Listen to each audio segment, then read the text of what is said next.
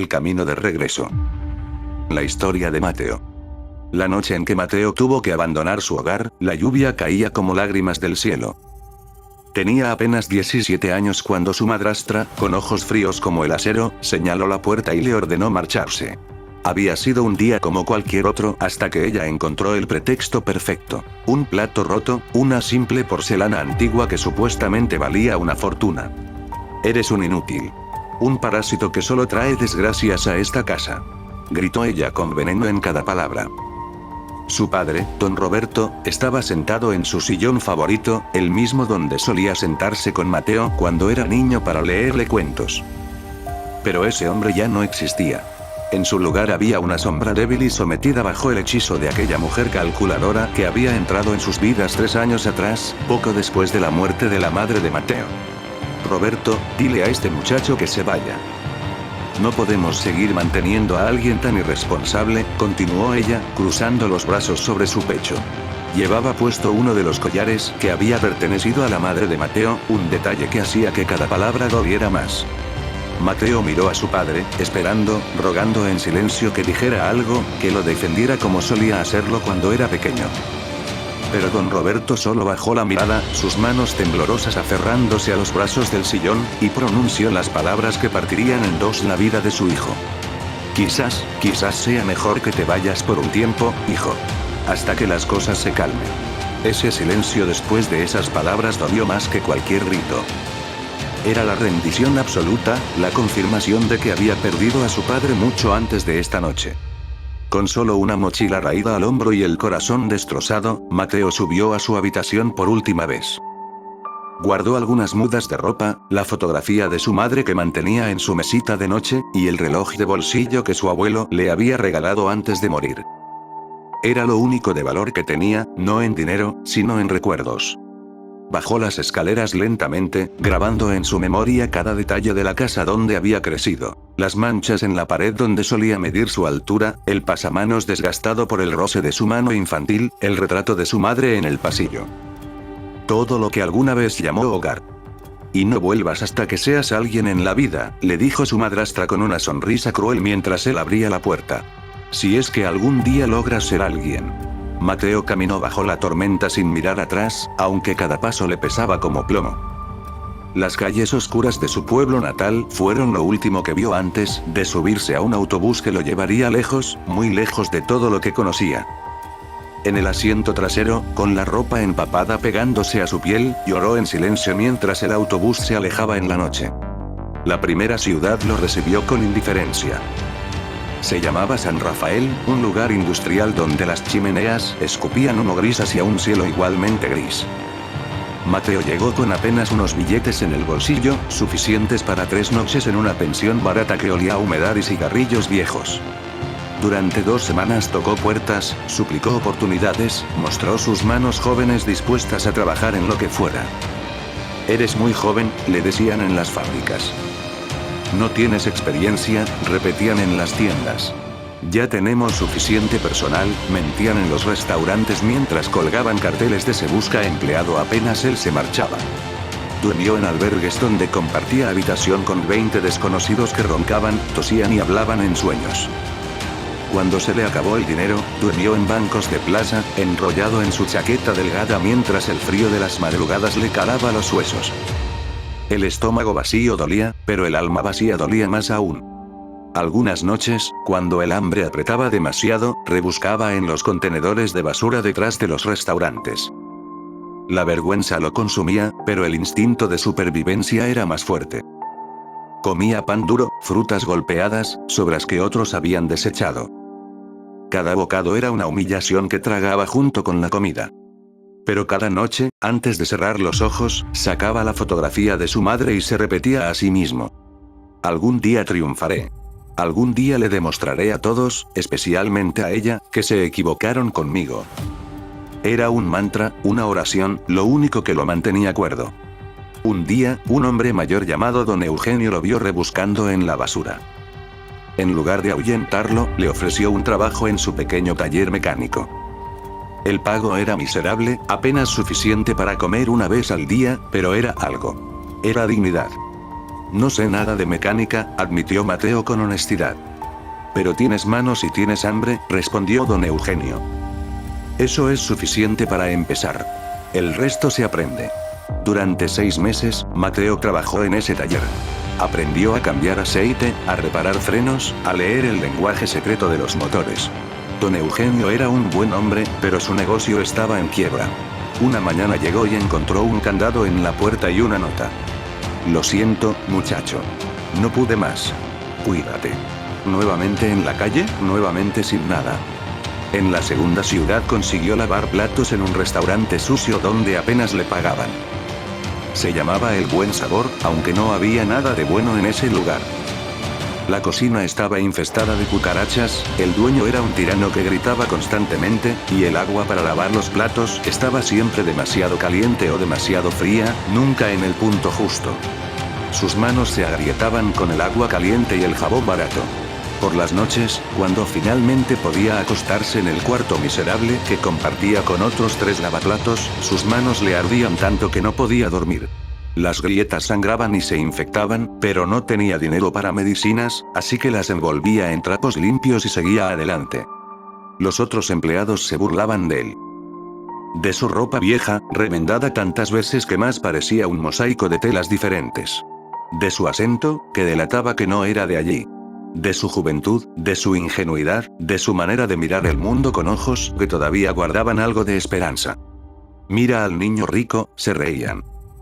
Apuesto a que antes vivía en una mansión y ahora está aquí con nosotros, los fracasados.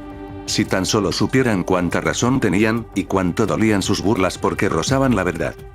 Mateo tragaba las humillaciones junto con el pan duro que le quedaba de las sobras del restaurante. Sonreía cuando tenía que sonreír, agachaba la cabeza cuando tenía que agacharla, pero nunca, jamás, se rindió.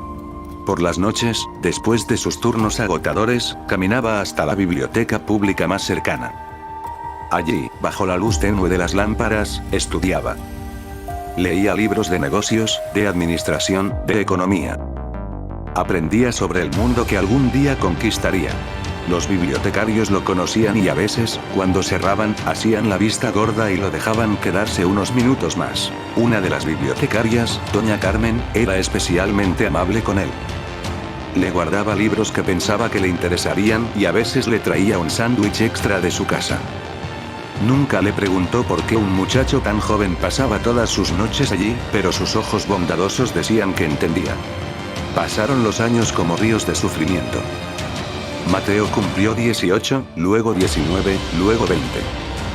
Se mudó de ciudad en ciudad, siempre llevando consigo solo su mochila raída, la fotografía de su madre, el reloj de su abuelo y su determinación inquebrantable. En la tercera ciudad trabajó en construcción bajo el sol abrasador. Su espalda se curvaba bajo el peso de los ladrillos, su piel se quemaba y se pelaba una y vez. Los capataces eran crueles, los pagos se retrasaban, las condiciones eran inhumanas. Vio hombres caerse de los andamios, vio accidentes que dejaban a familias sin padre. Pero necesitaba el dinero. En la cuarta ciudad cargó cajas en almacenes helados donde el frío era tan intenso que no sentía los dedos. Trabajaba turnos de 12, 14, a veces 16 horas. Dormía de pie, soñaba con calor, tosía hasta que le dolían las costillas. En la quinta ciudad barrió calles antes del amanecer, cuando la ciudad aún dormía y él ya estaba despierto, empujando su carrito de basura mientras el mundo se teñía lentamente de los colores del alba. Era un trabajo solitario, pero le daba tiempo para pensar, para planear, para soñar. Ahorró cada moneda como si fuera oro. Vivía con lo mínimo indispensable. Un cuarto compartido, la comida más barata, ropa de segunda mano. No se permitía lujos, no se permitía descansos innecesarios. Cada peso que ganaba lo dividía en 3. Uno para vivir, uno para ahorrar, uno para invertir en su educación. Tomó cursos nocturnos, talleres los fines de semana, aprovechó cada programa gratuito de capacitación que encontró. Aprendió contabilidad básica, inglés, computación. Se educó a sí mismo con la ferocidad de quien sabe que la educación es la única escalera que puede sacarlo del pozo. La gente seguía rechazándolo. Las puertas seguían cerrándose en su cara. Pero algo dentro de él se negaba a quebrarse. Quizás era el recuerdo de aquel niño que alguna vez fue amado por su padre, antes de que la madrastra envenenara su hogar. Quizás era puro orgullo, o desesperación, o esa chispa inexplicable que arde en algunos corazones y se niega a apagarse sin importar cuánto viento sople en contra. A los 25 años, Mateo finalmente tuvo su oportunidad. Había ahorrado lo suficiente para comprar una pequeña carretilla y comenzar su propio negocio. Vendía emparedados en las afueras de las fábricas durante los cambios de turno. Era simple, humilde, pero era suyo. Se levantaba a las 3 de la mañana para preparar los emparedados. Compraba los ingredientes más frescos que su presupuesto permitía, los preparaba con cuidado, con amor. Recordaba cómo su madre solía cocinar, poniendo alma en cada plato, y él hacía lo mismo. Al principio, los obreros lo miraban con desconfianza.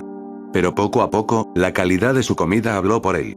Los emparedados de Mateo eran mejores, más frescos, más generosos que los de la competencia. Empezó a tener clientes regulares, luego filas de espera. Con las ganancias compró una segunda carretilla, luego una tercera. Contrató a 2 muchachos que le recordaban a sí mismo años atrás, jóvenes desesperados que necesitaban una oportunidad. Les pagó más de lo que a él le habían pagado, les enseñó todo lo que sabía, los trató con dignidad. A los 27 abrió su primer local pequeño. Era apenas un cuarto con una ventana donde vendía, pero tenía su nombre en la puerta. Emparedados Mateo. Las letras eran simples, pintadas por él mismo, pero para él brillaban más que el oro. El negocio creció lentamente, dolorosamente, como una planta en tierra árida. Pero creció. Hubo meses en que apenas sobrevivía, en que tuvo que volver a comer sobras, en que pensó que todo se derrumbaría. Pero cada vez que estaba al borde del abismo, encontraba fuerzas para dar un paso más. Aprendió a negociar con proveedores, a manejar empleados, a administrar dinero. Cometió errores, muchos errores. Perdió dinero en inversiones tontas, confió en las personas equivocadas, tomó decisiones que lo hicieron retroceder meses en su progreso. Pero aprendió de cada caída. A los 30, su pequeño negocio se había convertido en una cadena de 5 locales. A los 32, eran 15. A los 35, su empresa era próspera y conocida en toda la región. Ya no vendía solo emparedados, había expandido a restaurantes completos, a catering para eventos, a una línea de alimentos envasados. Su nombre era respetado. La gente hablaba de Mateo Sandoval como un ejemplo de superación, como la prueba viviente de que el trabajo duro y la perseverancia podían vencer cualquier obstáculo. Le pedían que diera charlas motivacionales, que contara su historia. Él siempre declinaba educadamente. No estaba listo para hablar de su pasado. Había triunfado. Tenía dinero, más del que nunca imaginó tener. Tenía una casa grande y cómoda, aunque vivía solo en ella. Tenía reconocimiento, éxito, todo lo que la sociedad define como logro. Pero su corazón seguía sintiendo el peso de aquella noche lluviosa, de aquel adiós silencioso de su padre, del hogar que había perdido. Nunca se había casado. Había tenido algunas relaciones, pero ninguna prosperó. Las mujeres se quejaban de que estaba casado con su trabajo, de que había una parte de él que mantenía cerrada, inaccesible. Tenían razón.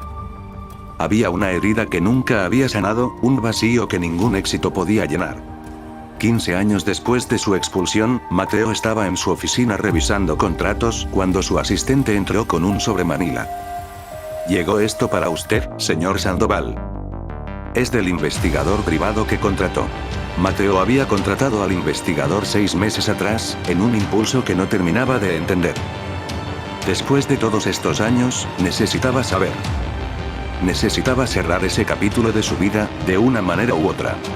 Con manos temblorosas abrió el sobre y leyó el informe. Su padre, don Roberto Sandoval, vivía solo en un apartamento modesto en las afueras de la ciudad donde Mateo había crecido. La madrastra, Valeria Montes, lo había abandonado hacía 3 años, apenas el dinero se acabó. Don Roberto había perdido todo. La casa, los ahorros, el negocio que había heredado de su propio padre. Ella lo había exprimido hasta dejarlo seco y luego había partido en busca de su próxima víctima. El informe incluía fotografías. Mateo apenas reconoció al hombre en las imágenes. Su padre, que alguna vez había sido robusto y vital, ahora era una sombra encorvada. Su cabello completamente blanco, su rostro surcado de arrugas profundas, sus ojos apagados. Parecía tener 80 años cuando apenas tenía 60. Mateo leyó y releyó el informe durante toda la noche. Al amanecer, tomó su decisión. Era hora de regresar. Condujo durante horas hasta llegar a esa dirección, un edificio deteriorado en un barrio que había conocido mejores días. Sus manos temblaban sobre el volante. Había ensayado 1000 veces qué diría, cómo reaccionaría, pero ahora que estaba aquí, todas esas palabras se desvanecían como humo. Subió las escaleras lentamente. El edificio olía a comida recalentada y a vidas resignadas. Llegó al apartamento 3B y se quedó frente a la puerta durante largos minutos, escuchando el latido acelerado de su propio corazón. Finalmente, tocó. Los pasos que se acercaron eran lentos, arrastrando los pies. La puerta se abrió apenas una rendija, sujeta por una cadena de seguridad. Un ojo cansado lo observó con desconfianza. ¿Sí? ¿Qué desea? Papá, dijo Mateo, y su voz se quebró en esa única palabra. Hubo un silencio eterno. Luego el ojo se abrió más, las arrugas alrededor se profundizaron. La cadena tintineó mientras manos temblorosas trataban de abrirla. La puerta se abrió completamente. El hombre que apareció en el umbral era una sombra del padre que Mateo recordaba. Envejecido, encorvado, con ojos hundidos que se iluminaron de incredulidad primero, luego de lágrimas. Mateo, susurró, y su voz era como papel arrugado. Mateo, ¿eres realmente tú? Soy yo, papá. Don Roberto se tambaleó, aferrándose al marco de la puerta. Sus labios temblaban, tratando de formar palabras que no salían. Las lágrimas comenzaron a rodar por sus mejillas surcadas de arrugas. Se abrazaron en el umbral como náufragos que se encuentran en medio del océano después de años a la deriva. El padre lloró sobre el hombro de su hijo, sollozos profundos que salían desde lo más hondo de su alma, años de arrepentimiento y culpa brotando como un río contenido. Perdóname, lloraba don Roberto. Perdóname, hijo. Perdóname por ser tan débil, tan cobarde. Perdóname por no defenderte, por dejarte ir, por elegir a esa mujer sobre ti. Mateo también lloraba, abrazando a ese hombre frágil que alguna vez había sido su héroe. Estoy aquí, papá. Estoy aquí. Entraron al apartamento y Mateo vio la pobreza en la que vivía su padre. Muebles viejos y desvencijados, pintura descascarándose de las paredes, una estufa que apenas funcionaba. En una pared, colgada en el único marco decente del lugar, estaba la fotografía familiar, su madre, su padre y un Mateo de 10 años, sonriendo en tiempos más felices. Se sentaron en un sofá desgastado y don Roberto comenzó a hablar. Las palabras brotaban como si hubiera estado esperando años para decirlas. La dejé demasiado tarde, confesó su padre, las manos temblándole sobre las rodillas. Al principio no quise ver la verdad. Estaba ciego, necesitaba tanto creer que podía ser feliz otra vez después de la muerte de tu madre. Valeria era encantadora, atenta, me hacía sentir vivo de nuevo. No vi que solo era una actuación. ¿Cuándo te diste cuenta? Poco después de que te fuiste. Sin ti allí, sin alguien a quien culpar por todo, su verdadera naturaleza empezó a mostrarse. Empezó a controlar todo el dinero, a vender cosas de la casa, a alejarme de mis amigos y familia. Cuando traté de resistirme, amenazaba con irse, y yo, Dios me perdone, yo era tan débil que le rogaba que se quedara. Don Roberto se cubrió el rostro con las manos. Traté de buscarte. Fui a la policía, contraté a alguien para que te encontrara, pero habías desaparecido completamente. Era como si te hubieras esfumado.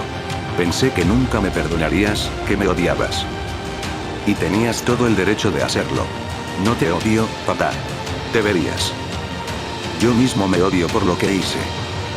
Me dejó en la ruina hace 3 años.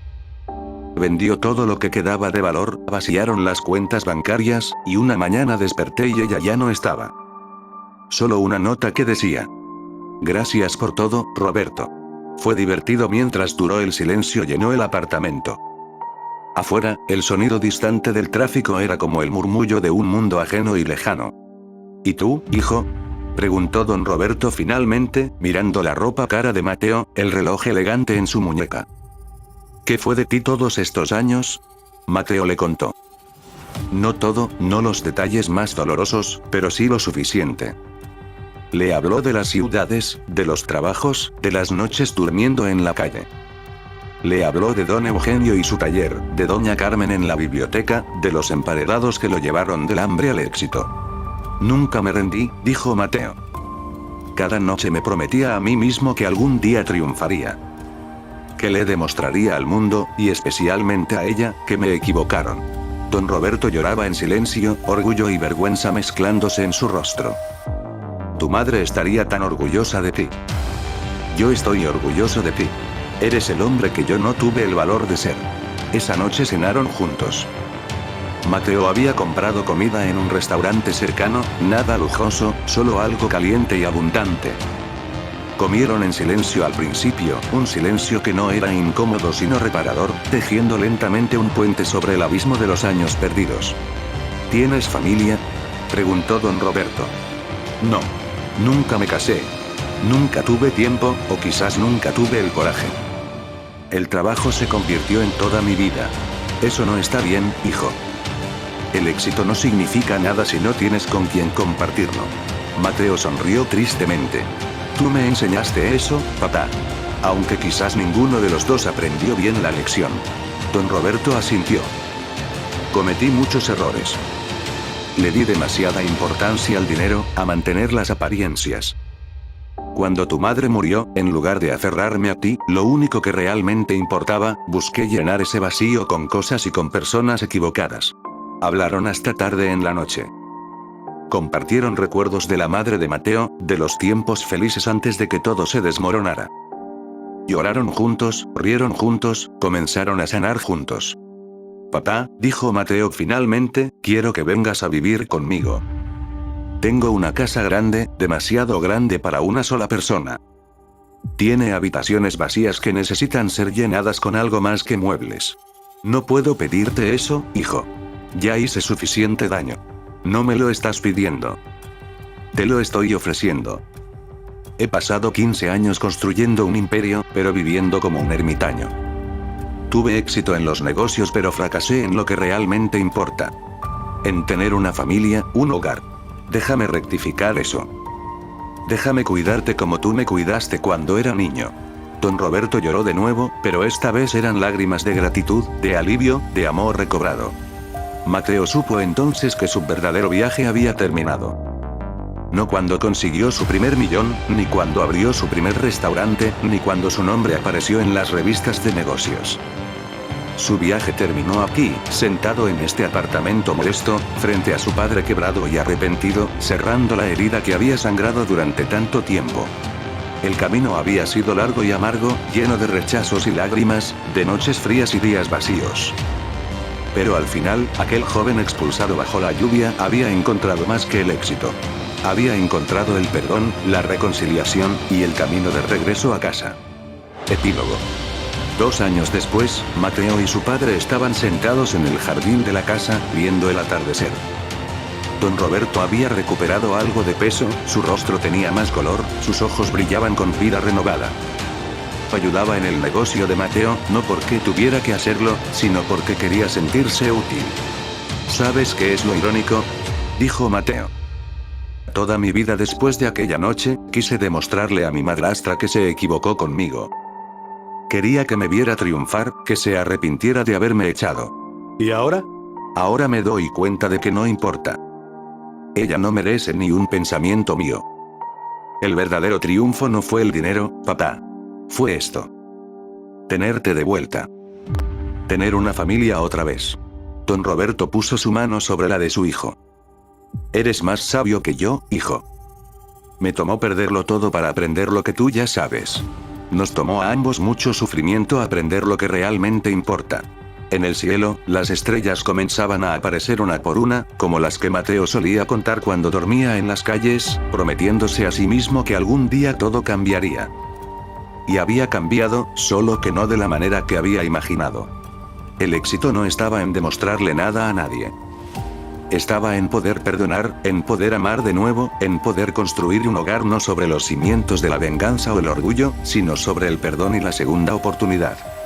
Y mientras el sol se ocultaba tras las montañas, pintando el cielo de naranjas y púrpuras, Mateo Sandoval, aquel niño que fue expulsado de su hogar, aquel joven que durmió en las calles, aquel hombre que triunfó contra todo pronóstico, finalmente se sintió completo.